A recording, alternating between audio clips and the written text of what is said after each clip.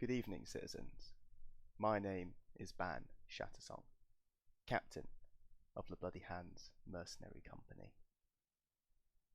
And I'm afraid that whilst I always enjoy talking to you all, today's topic is about facing up to our actions and the consequences that they have. Of course, I wish to talk about Whither the Seed, a potent winter curse that was, rightly or wrongly, laid upon the territory of Broceliande.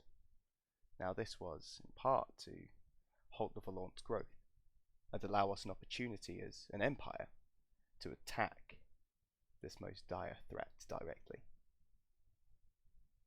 However, with such a potent and powerful curse in place, it has ramifications that will affect us all. So please sit back, relax, and allow me to regale you with the tale of what has been and the decisions that we shall need to make. At the recent summer solstice, the Navarr performed the potent curse Whither the Seed on the territory of Broceliande. The magic was used to hinder the Valorn and allowing the Empire to exploit a crucial weakness and try to claim more territory from our ancient enemy. While the winter ritual has succeeded in inhibiting and sapping the energy of the Valorn, it has taken a deadly toll on those Navarr eking out an existence in the territory. With every passing year, fewer and fewer children will be born in the territory, and it will get worse over the 3 decades that the curse endures. Faced with this grim future, the people of Broceliande have appealed to the nation to find some way to lift the terrible curse. They can endure its baneful energies for long enough to allow the Navarr to press the advantage against the Valorn, but if the curse cannot be lifted, they will be faced with a grim future. The idea of giving up on Broceliande is deeply unpalatable, but so is the idea of seeing one's line wither and die. The thought of enduring that for 30 years is simply more than many of them can bear. In response, the Navarr Assembly have called for the Vates to seek out ways that the curse might be lifted. Corey Wayfarer raised the judgment, and with the backing of the greater majority of the Assembly, he agreed to spread word throughout the land, urging the people of the nation to seek out ways this hideous curse might be broken. There are a variety we could choose from: coins, princes, stars, friends, and endings. To begin with coins, commissions could be built to provide the Vates with potions to help power their magic. And there are 2 obvious ways the curse might be broken: either using powerful spring magic to try and directly counter the effects, or perversely, using powerful winter magic to try and weaken the magic enough to end it. Either is likely to require the Navarr to perform a powerful ritual, using a regio that will potentially need to be defended from the Valorn, and perhaps other threats as well. It's not possible to perform the ritual at Anvil, since Broceliande is not part of the Empire at the moment. Getting enough Vates to be able to cast a powerful ritual is not an easy task, and it is harder still if those magicians have to leave Anvil to do so. What would make it easier, potentially much easier, is if the Navarr have a good cache of powerful potions that boost a ritualist's ability to draw on the power of their appropriate realm. Such potions are not cheap, but they last until they are used, so if the Navarr can start acquiring them now, then a stockpile will ready itself in time. A number of Vates make suggestions for commissions that might provide 1 or more useful resources, but the biggest problem is that nobody is quite certain at this stage whether they need spring or winter magic. Indeed, one Vate even suggests that they might use a powerful night ritual to try and disrupt or mutate the shape of the curse into something else. The argument continues for some time, until Nima Swan's Rest, a broker who specializes in the purchase of potions, suggests that what is really needed here is some flexibility. The resources the Navarr need already exist. They just need someone to connect them up. She proposes to commission the Broker's Chain, a set of 3 small offices, one in Peakedstead in Thrunin, one in Treji in Hysenia, and one in the darling city of Seren. Normally, something like this would need 3 different commissions and 3 different citizens to run the offices, but the Navarr are masters of linking people up across the Empire, and thus the civil service have confirmed that the Navarr could construct the Broker's Chain with a single commission, and have it overseen by a single Navarr citizen. Nima's idea is elegantly simple. The Navarr Assembly can use a statement of principle to spread the word of whatever potions the nation needs throughout the Empire. Navarri Stridings can purchase the potions wherever they become available, and then just drop them in at the next Broker's Chain office that they happen to pass, or else pass them on to another Striding who can. It will need money to make it work, of course, but it's a simple, elegant solution that would leverage the one thing the Navarr do better than anybody else: going everywhere and talking to everyone. The Broker's Chain would require a Senate motion or a wayleave to authorize, and would require a single commission, the slots that are allocated to build. It would require at least 16 wains of wheelwood and cost 32 crowns, but it could be built in a single season. Once complete, a new imperial title would be born, the Factor of the Broker's Chain. Quite a mighty title, if you ask me. This would need to be a Navarri appointment, of course, preferably a broker, hopefully for obvious reasons. But Nima suggests that it would work best if it were a Navarr National Assembly appointment, since the position would have to work closely with the Navarr in the Synod. Initially, the Broker's Chain would allow the Factor to invest money each season to purchase one or more Vernal Balm potions, or even a Talonvine infusion, if the Ilium could be found to pay for it. However, if needed, the Navarr Assembly could use a statement of principle to encourage all the brokers connected to the chain to look out for any chance to buy the equivalent potions that exist for the other realms. That is, they could change to the equivalent potions from the decoctions of hoarfrost, the unguents of falling leaves, the tinctures of true eminence, the lambent essences, or the magnum opus. The one flaw, however, in the Broker's Chain is that it would only work if all 3 offices were up and running. If the region one of them was in were captured or overrun, then the entire network would become inoperable until it was regained or replaced.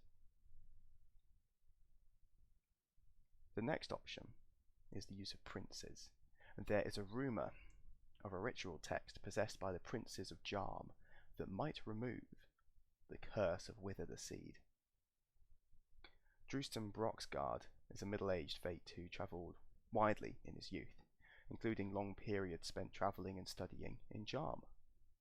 According to Drustan, he once stayed in Vezak, where he encountered a young Jarmish prince by the name of Raina Telep, whose family ruled the Principality of Hordoba. Hordoba was engaged in a furious struggle with the neighbouring Principality of Gargina, with each side accusing the other of cursing their territory. Thus, Drustan was arrested by the Hordoba authorities on suspicion of spying for Gargina, and endured months of imprisonment and painful questioning.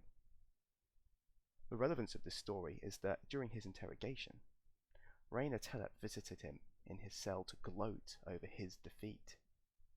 Drustan recalls that the young prince seemed convinced that he was part of Gargina's schemes, and that he had helped to create the powerful winter curse that was afflicting Hordoba, causing misery and infertility. Rayna had come to boast having secured possession of a powerful spring ritual text she claimed was more than powerful enough to shatter Gargina's curse. Drustin was eventually released and swiftly returned to the Empire, vowing never to return to Jarm again, and hoping to forget the unpleasant memories. Now, of course, the entire event suddenly seems like it could be relevant. If this Prince Rayna is still alive, if she still has access to the ritual text, then her family might be persuaded to allow the Navarr to use it. Fortunately, the civil service are able to confirm that they believe Prince Rayna Telep is still alive and part of the family that rules the Principality of Hordoba, and they have provided details to allow the Navarr to send a winged message to her if they wish to do so. Drustin warns, however, that the ritual text is unlikely to come cheap. He considers the Teleps to be unusually greedy, venal, and self-serving, even by the standards of Jarm's corrupt magocracy. But that is still likely to be cheaper than codifying a high-level spring ritual.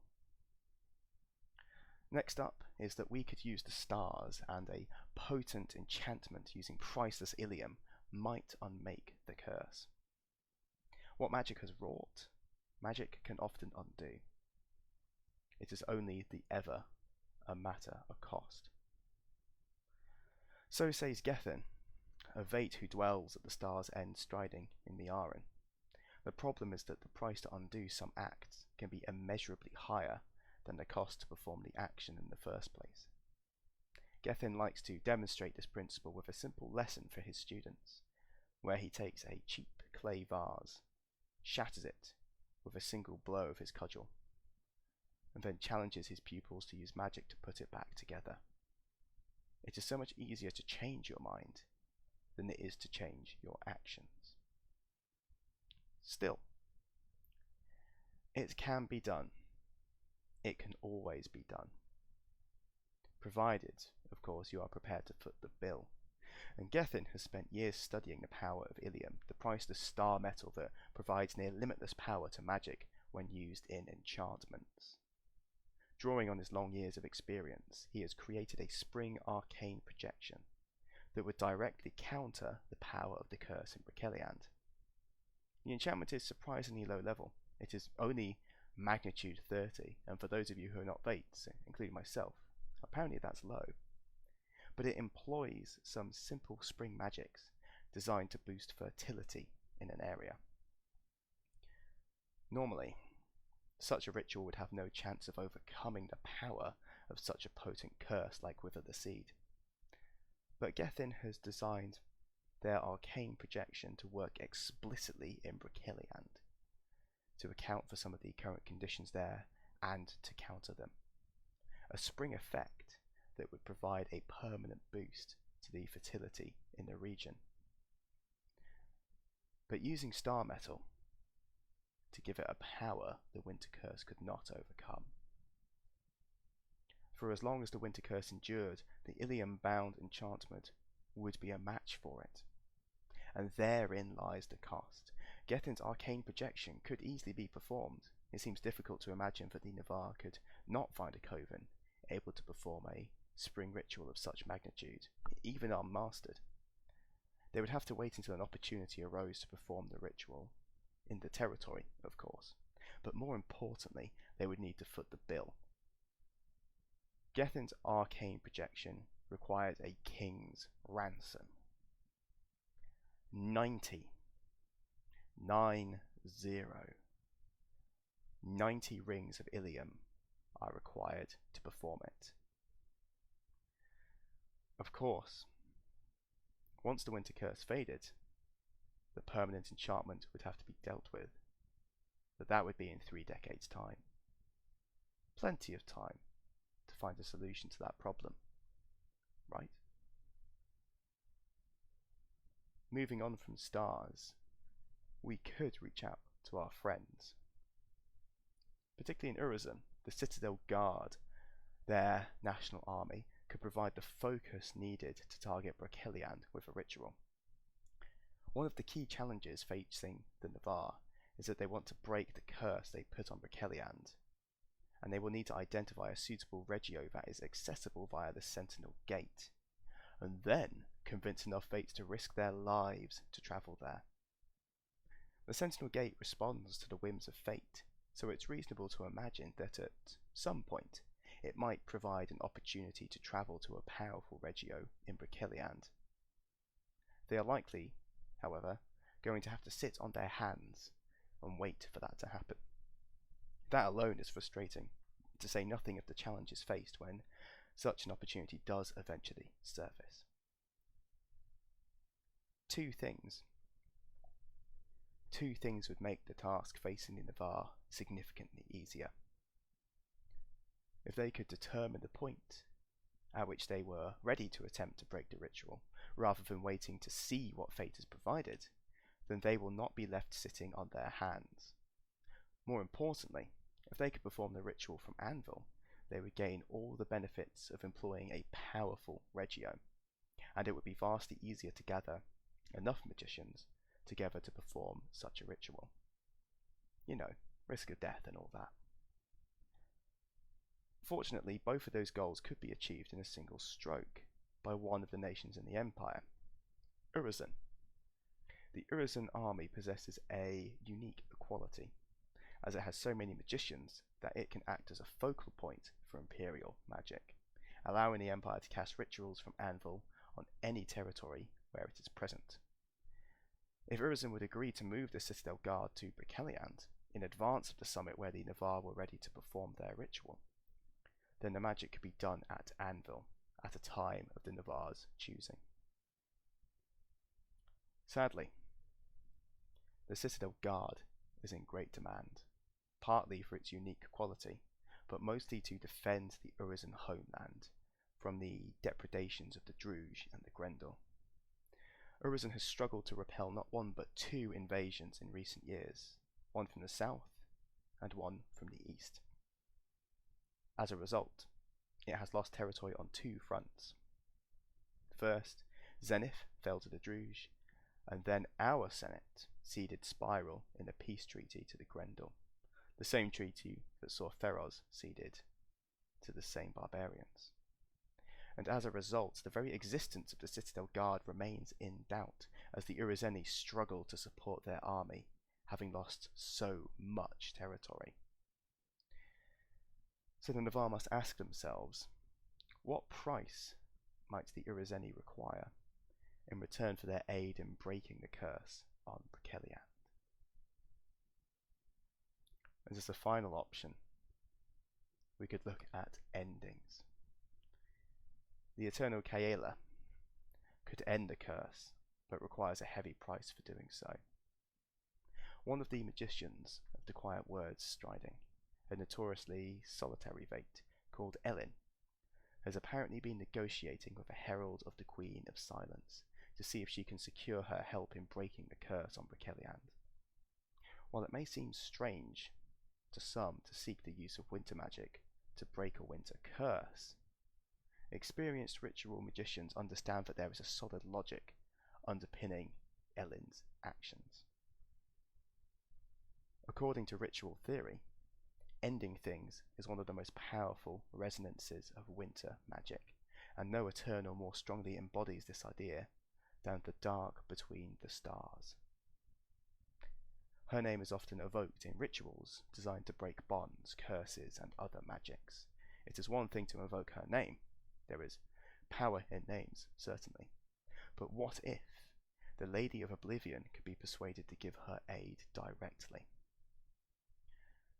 Ellin claims that she has negotiated a deal with Kaela, but she warns that the cost is terrible, and maybe more than the Navarr are willing to bear. The cold-hearted is concerned with the inevitable end of things, and according to Imperial law, she respects those who strive to hold back the end, as long as they accept that the end is inevitable, that there is no hope. Her herald has confirmed that the cold-hearted one honours the Navarr determination to fight for Broceliande, but if she is to provide her aid in that quest, it must come at a price. In the end, everything falls. Everything ends. The price for her aid is the territory of Liatherdon. The Queen of Silence does not want the territory. She demands only that the Navarri give it up, that they acknowledge that it is gone, that their vigil there has come to an end, that it has failed. The Navarr, and I speak as, well, one of our warriors who has fought for this territory. I admit fully that the Navarr have struggled to defend Liatherdon, having endured a bloody war with the Jotun for control of the territory, and as of spring of 381 year of the Empire, only a small handful of steadings and stridings remain in the territory. The ranging presence of the Forlorn spawn makes wide areas of the territory as dangerous as a Forlorn heart. The Navarr still control West Ranging and westward, but it is questionable what they are achieving at this point. In return for her aid, Gaela requires the Navarri Assembly to pass the following mandate. Actions have consequences. If we are to save one territory, we must accept that another is lost. Our vigil in Liatherdon is ended, and we send a chosen priest with 50 Lao to urge every Navarr dwelling there to return, and to accept that while the Forlorn of Liatherdon is still our responsibility, the forests themselves are not. If this mandate is passed, then the majority of Navarr will accept that Liatherdon is no longer a Navarri territory. Every resource in the territory would then be in a foreign territory as a result, and the imperial treasury would receive no taxation, but would no longer have to pay any costs to maintain it. Gaela apparently does not require the Empire to formally cede any regions. However, her herald warns that the followers of Gaela in Liatherdon would move swiftly to claim the two regions with the assistance of her grim legions. She would, of course, expect to see no resistance in this action. The Lady of the Grim Host would take a dim view if the Navarr were to break their word in this matter. The Silent Queen's herald is at pains to stress that the Navarr should only enact this mandate if they accept that their territory and their authority in Liatherdon has ended, and warns that the Navarr would make a powerful enemy if they took her aid and later attempted to renew their claim to that territory in any way. In return for this terrible price, one I personally, dear listeners, am not prepared to pay. In return for this terrible price, Gaela would provide the Navarr with the things they need to break the curse. Ellen is not specific about what form that aid might take, but she is adamant that such a thing is within Gaela's power. She is said to be able to end anything that exists, even another Eternal. There is no doubt at all that Gaela would provide the means to end this mortal magic were she minded to do so. And finally, Ellen would like it noted that she and her family were born in Liatherdon, and that she only joined the quiet word striding after she was forced to flee when her home was destroyed by the Jotun barbarians. It would break her heart to give up all hope of ever reclaiming Liatherdon, but she is prepared to pay that price to save Broceliande. So, dear listeners, there you have it. Actions have consequences.